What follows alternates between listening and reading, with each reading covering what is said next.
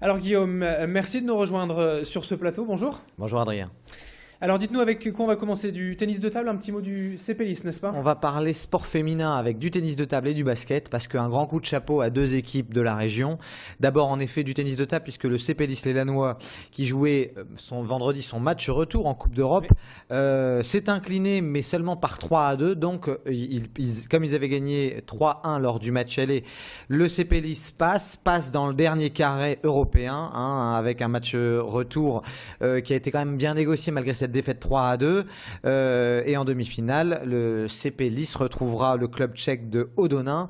Ça sera en mars, mais chapeau parce que les Lyssois sont dans le dernier carré, malgré leur actu, malgré un championnat aussi qui est intense et dans lequel il faut aussi jouer les premiers rôles avec le Kremlin-Bicêtre et les autres équipes du championnat de France. Donc voilà, un club de la métropole qui est dans le dernier carré, chapeau, et puis aussi chapeau à l'ESBVA.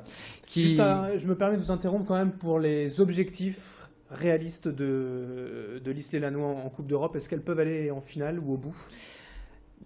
Au bout, ça va être difficile. Maintenant, Bernie, la joueuse polonaise de Lys, c'est une joueuse qui est capable de tout. C'est un grand espoir du tennis européen, voire du tennis mondial. Donc sur un match, sur deux matchs, elle est capable de hausser son niveau de jeu. Ensuite, on a quand même une des 3-4 meilleures joueuses françaises avec Xiaoxin Yang. Donc avec ces deux-là, tout peut arriver. Maintenant, plus on avance dans la compétition du vieux continent, plus ça va être compliqué quand même. Bon, on suivra cela de près, en tout cas en leur souhaitant bien sûr le meilleur. Je vous ai interrompu à propos de l'ESBVA, du basket féminin. Oui, là aussi, un club féminin qui cartonne. Les Villeneuvoises vont jouer sur les deux tableaux, même au-delà du championnat. Elles vont jouer la Coupe d'Europe puisqu'elles l'ont emporté face à Minsk 86-40.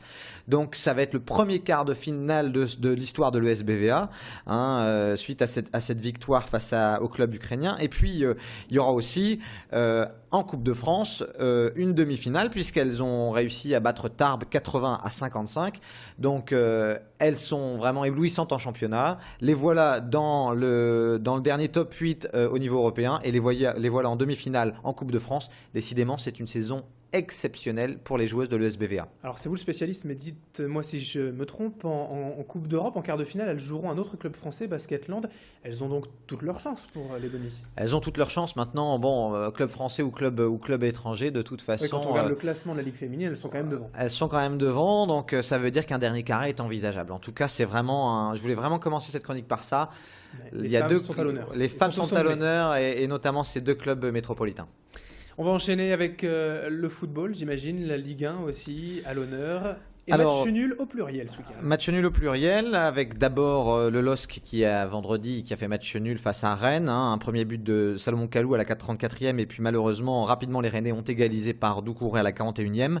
C'est un quatrième match sans victoire dans ce championnat de France de Ligue 1 pour les Lillois, donc qui marque clairement le pas. Néanmoins sur le jeu, vendredi, les Lillois ont livré une belle prestation et René Girard à l'issue du match disait même voilà, on n'a jamais vraiment été inquiété par cette équipe bretonne et espérons que ce match, ça va être le match qui va nous remettre dans le bon sens. Malgré tout, Lille rentre un petit peu dans le rang, attention, parce que, bon, heureusement pour eux, Saint-Etienne a perdu face à Bordeaux, donc Saint-Etienne reste à 4 points derrière, mais Monaco, qui a fait un très très beau match hier, se rapproche du PSG et l'écart se creuse avec les deux premiers du championnat. Il va falloir arrêter de perdre des points, surtout c'est là l'essentiel pour le LOSC. Match nul également un partout aussi pour Valenciennes ce week-end. Valenciennes qui, à l'inverse, bon, ça n'est qu'un match nul, Valenciennes est toujours relégable, mais Valenciennes n'a pas perdu depuis 4 journées en championnat. Et puis un beau clin d'œil du destin puisque Pujol, le Valenciennois dont c'était l'anniversaire samedi, a marqué à la 52e. Malheureusement, peu de temps avant, un autre Valenciennois avait dévié une tête contre son camp. C'était 6 à la 39e. Donc un match nul un partout. Pas le temps pour les Valenciennois de refaire le match puisque dès ce mercredi, il y a le match en retard de la 21e journée avec un déplacement face à Marseille, à l'OM. Ce sera à 19h ce mercredi.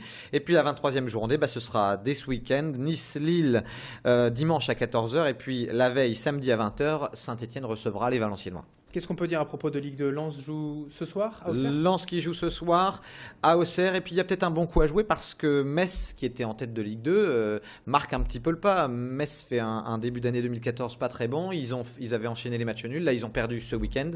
Donc Metz ne prend pas le large. Donc si Lens va gagner à Auxerre, il y a quand même un bon coup à jouer pour se rapprocher des deux premiers de Ligue 2. Allez, encore quelques minutes, On 2 va- minutes on va dire, pour parler de basket avec une belle victoire quand même du LMB ce week-end. Alors, le LMB et Orchi, un petit peu un destin croisé, puisque Lille est allé gagner 82-81 après prolongation en Alsace à Souffelweyersheim.